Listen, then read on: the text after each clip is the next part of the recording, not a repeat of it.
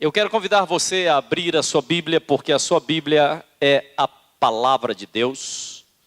No Salmo de número 91, e a palavra diz assim: aquele que vive na habitação do Altíssimo e descansa à sombra do Todo-Poderoso, desfrutará sempre da sua proteção. Sobre o Eterno declara: Ele é meu refúgio e minha fortaleza, o meu Deus em quem deposito toda a minha confiança. Diga assim: o Deus em quem deposito toda a minha confiança. Ele te livrará do laço do inimigo ardiloso e da praga mortal. Ele te cobre com as suas plumas e debaixo das suas poderosas asas te refugias. A tua fidelidade é escudo e armadura. Não temas o terror que campeia na calada da noite, tampouco a seta que procura o seu alvo durante o dia.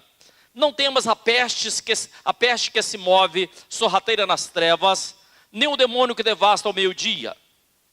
Verso 7 diz assim: ainda que caia 1000 ao teu lado e 10.000 à tua direita, tu não serás atingido. Somente os teus olhos perceberão e contemplarão a retribuição destinada aos ímpios. Porque afirmastes: o Senhor é o meu refúgio, e fizeste do Altíssimo a tua morada. Vou ler apenas até aí. Esse é um dos salmos mais conhecidos da Bíblia. Esse salmo certamente não foi escrito por Davi. Talvez tenha sido escrito por um sacerdote hebreu, pela sua linguagem, pela sua narrativa. Alguém que vivia dentro do templo, alguém que estava confiante, na verdade uma pessoa entusiasmado sobre a segurança que Deus nos dá. Diz assim a palavra, olha que coisa maravilhosa: aquele que vive na habitação do Altíssimo. O Altíssimo no hebraico é Elion. Diz mais: aquele que está à sombra do Onipotente. Onipotente é Shaddai, são os nomes do Senhor. O Senhor tem um nome para cada necessidade. Ele é Altíssimo, aquele que está sobre todas as coisas, mas Ele também é onipotente, ou seja, o mal jamais prevalecerá contra o Senhor. E a palavra diz que aquele que habita, aquele que mora, não aquele apenas que passa, mas aquele que habita no esconderijo do Altíssimo. No verso de número 2 tem algo muito precioso, e diz assim: sobre o Eterno declara. Algumas traduções dizem assim: sobre o Eterno diz, Ele é o meu refúgio e a minha fortaleza. Refúgio é um lugar onde se esconde, um lugar para descanso, um lugar para ter paz. E fortaleza é um lugar onde você, mesmo estando em guerra, você pode entrar em uma fortaleza que certamente você estará seguro nessa fortaleza. Nós temos falado sobre o livro de Salmos, falamos já sobre o Salmo 23, falamos na última semana sobre o Salmo 1, falamos sobre aquele que é plantado junto ao ribeiro de águas, junto como a árvore plantada junto ao ribeiro de águas. Na verdade, à medida que nós recebemos a palavra de Deus, nós firmamos as nossas raízes junto ao ribeiro de águas, nos tornamos fortalecidos na palavra. O verso de número 9 faz uma referência ao versículo de número 2, diz assim: porque afirmastes, Diz aí, porque afirmastes que Ele é o meu refúgio, ou seja, quando nós afirmamos que o Senhor é o nosso refúgio e a nossa fortaleza, a palavra está falando de uma declaração de fé. A palavra está falando sobre uma declaração de fé. Essa palavra de fé não pode ser uma palavra que sai apenas dos nossos lábios para fora, mas uma palavra que sai do mais profundo do nosso coração. Na verdade, se trata de uma confiança. Deus é o meu refúgio. Ele é a minha fortaleza. É uma palavra de convicção. A Bíblia nos ensina que a nossa boca fala aquilo que o nosso coração está cheio. Aquilo que você começa a falar, aquilo que começa a sair dos seus lábios, na verdade, significa que o seu coração está cheio.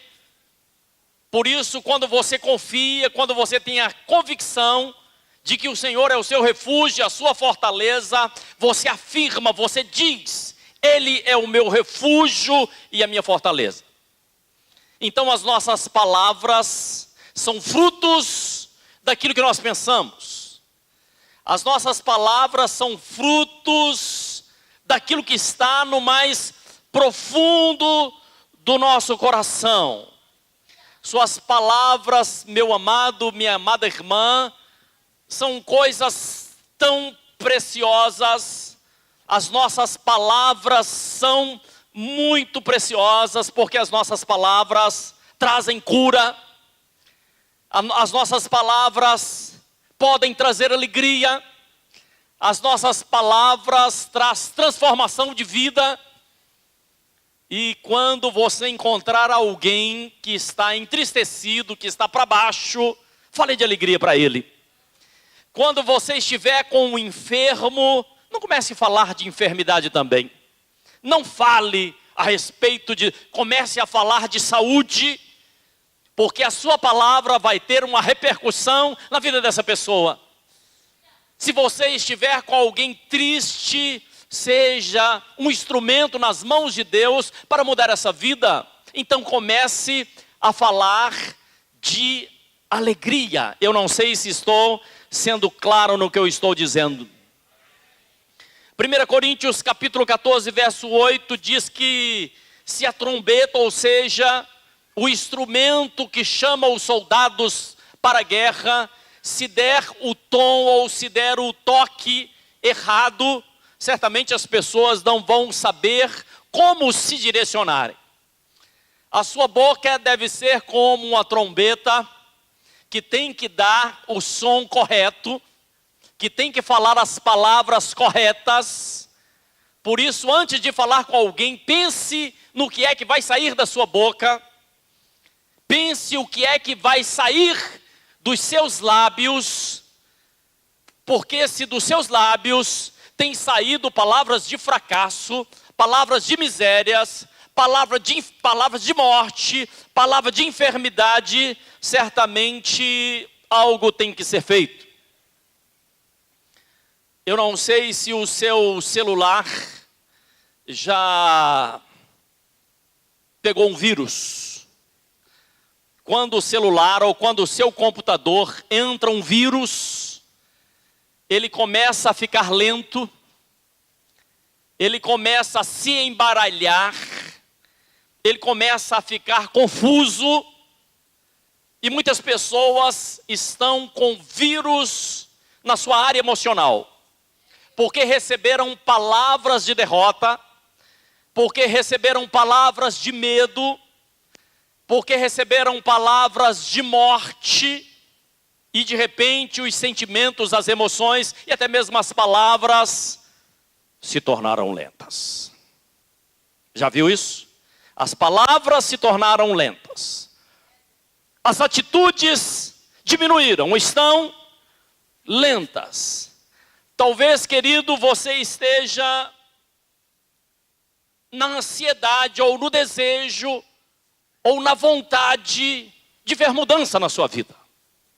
E como é bom nós vermos mudanças em algumas áreas da nossa vida. Nós estamos lendo a palavra de Deus e a palavra de Deus, ela muda. A palavra de Deus tem poder de transformação, ou seja, poder de mudar a forma, eu não sei se estou sendo claro. E nós precisamos ver melhores resultados, ou seja, precisamos ver bons frutos naquilo que falamos, mas também naquilo que fazemos. A nossa vida precisa ser frutífera. E aí nós preocupamos os frutos que a minha vida está dando, não tem sido bons frutos, ou tem sido frutos amargos, ou pequenos. Como é que nós fazemos? Aí nós olhamos apenas para os frutos que nós estamos produzindo, e na verdade não são para os frutos que nós devemos olhar, porque os frutos eles estão diretamente ligados às raízes. Se você olha apenas para os frutos, certamente eles vão continuar do jeito que estão. Então nós precisamos olhar para as nossas raízes, e talvez essas raízes não estejam sadias, talvez as raízes da nossa vida não estejam abastecidas com a água, molhadas, não esteja recebendo os nutrientes necessários. Por isso que a palavra de Deus nos fala em Hebreus 11, que a fé é o firme fundamento das coisas que não se vê, mas se esperam. Nós não vemos as raízes, mas nós esperamos os frutos. Você não está enxergando as raízes, mas você vê os frutos. Então nós precisamos cuidar das raízes para mudar os frutos que nós estamos dando. Nós mexemos nas nossas raízes quando nós recebemos a palavra de Deus, quando nós cremos na palavra de Deus, quando nós adubamos a palavra de Deus, quando nós temos convicção. Por isso que a palavra diz aqui: direi ao meu Senhor, Ele é o meu refúgio e a minha fortaleza. Diz a palavra, eu estou repetindo, direi ao meu Senhor. Ou seja, é uma expressão verbal, é uma palavra que sai da sua boca em voz alta. Por que é que deve ser a palavra de Deus? Evangelho de João diz assim: no princípio era o verbo era Deus e o verbo estava com Deus. E o verbo se fez carne e habitou entre nós. Jesus é a sua própria palavra. Então quando nós declaramos a palavra, que é o próprio Senhor Jesus, as coisas começam a mudar. Não é apenas falar da boca para fora. Por isso que eu disse que o Salmo 91 não é apenas para ficar pendurado na parede da sua casa. O Salmo 91 é para que você creia. O Salmo 91 é para que você confie. O Salmo 91 é para que você conheça o Deus do Salmo 91, o Deus que está sendo referido nesse salmo. Às vezes nós confiamos na força do nosso braço. Às vezes nós confiamos na nossa astúcia, na nossa capacidade de romper algumas crises, de vencer algumas batalhas. Mas na verdade a nossa confiança, ela deve ser totalmente depositada aos pés do Senhor. Quando nós confiamos, ainda que a nossa situação seja complicada, ainda que nós não estejamos conseguindo realizar algumas coisas, ainda que esteja fora do nosso alcance, mas nós confiamos no Senhor. E Deus fará cumprir todo o desejo do seu coração. Eu não sei se você me ouviu. Deus fará cumprir o desejo do seu coração. Havia um homem chamado Abraão, e Abraão já estava muito velho. E Abraão tinha um desejo no seu coração, e o desejo era de ter filhos. Às vezes eu fico imaginando por que é que Deus permitiu que Abraão ficasse tão velho. Por que Deus não deu filho para Abraão quando ele ainda era muito jovem? Quando ele tinha seus 20 e poucos anos, seus 30 anos, talvez Deus esperou que Abraão chegasse aos 99 anos. Eu acho que você deve estar pensando, como pode alguém de 99 anos, as forças haviam se acabado. Uma pessoa de 99 anos já está meio que cansado da vida. E Abraão teve o seu filho aos 99 anos, porque Deus nos mostra, através de Abraão, que aquilo que nós não conseguimos, aquilo que nós não podemos, Ele pode fazer por nós. Deus pode fazer mais por você. E quando nós cremos, nós descansamos. E quando nós cremos, nós confiamos. E quando nós cremos, nós ficamos na expectativa. Porque nós, na verdade, confiamos. Nós dizemos, Ele é o meu refúgio, Ele é a minha fortaleza, e nele eu coloco toda a minha confiança. Certamente é o que você mais precisa, é o que nós mais precisamos nesse dia de hoje. Colocar toda a nossa confiança no Senhor. Se assim o fizermos, certamente nós vamos andar menos ansiosos, menos preocupados, e se estivermos menos preocupados, nós vamos ter uma vida melhor. Quanto menos ansioso, melhor nós viveremos. Pessoas ansiosas se tornam problemáticas. Pessoas ansiosas começam a comer demais, começam a se irritar, começam a viver uma vida complicada. Mas quando nós confiamos, diz aqui a palavra, quando nós confiamos, quando nós depositamos a nossa confiança no Senhor, apenas a nossa confiança, nós sabemos que Deus haverá de fazer. Por quê? Porque Deus honra a sua fé. Deus olha para você e sabe dos desejos do seu coração. E eu não estou dizendo para você aquietar e ficar de braços cruzados, mas para você fazer a sua parte. Deus vai fazer a parte dele. Algumas coisas você não vai conseguir fazer, mas Deus haverá de fazer por você. Algumas coisas Deus não vai fazer por você, porque Ele sabe que você pode fazer, mas você precisa confiar no Senhor. O verso 10 diz assim: nenhum mal te alcançará, desgraça alguma chegará à tua tenda ou à tua casa. Eu não sei se você está ouvindo o que eu estou dizendo, mas o que é que tem saído da sua boca? Quais são as palavras que têm saído dos seus lábios? Em quem é que você tem confiado?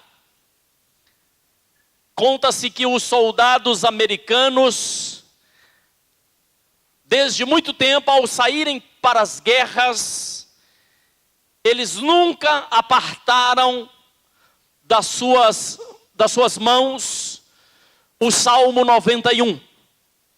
Eu não estou falando que o Salmo 91 deve ser um amuleto, mas eu estou dizendo que o Salmo 91 deve ser lembrado, deve ser recitado. Você pode usar o Salmo 91 pela manhã na sua casa, ore, leia, repita, fale novamente, até a palavra entrar no mais profundo do seu coração, e aprenda a confiar naquilo que nos ensina a palavra de Deus. Então os soldados, eles iam, ou eles ainda vão para as guerras, mas eles vão firmados no Salmo 91, dizendo assim: o Senhor, aquele que vive na habitação do Altíssimo. Existe uma condição de viver na habitação do Altíssimo. Talvez seja exatamente o que nós precisamos mais fazer. Aprendermos a viver na habitação do Altíssimo. Coloque a mão sobre o seu coração. Pai, nós te adoramos, nós bendizemos e glorificamos o teu nome. A tua palavra, ela não poderá voltar vazia, mas antes ela está cumprindo um propósito para o qual ela foi ministrada. Enche esse homem, essa mulher, coloca sobre ele, ó Pai querido, a tua unção, o teu amor, a tua bondade, e que ao ouvirmos a tua palavra sejamos melhores como homens, mulheres, pais, como profissionais, como seres humanos. Portanto, ó Deus querido, nós te agradecemos, porque sabemos que o Senhor é o Deus mencionado no Salmo 91. Que Deus te abençoe em nome de Jesus. Você pode dizer amém, querido? Vamos nos colocar sobre os nossos pés, por favor. Glória a Deus.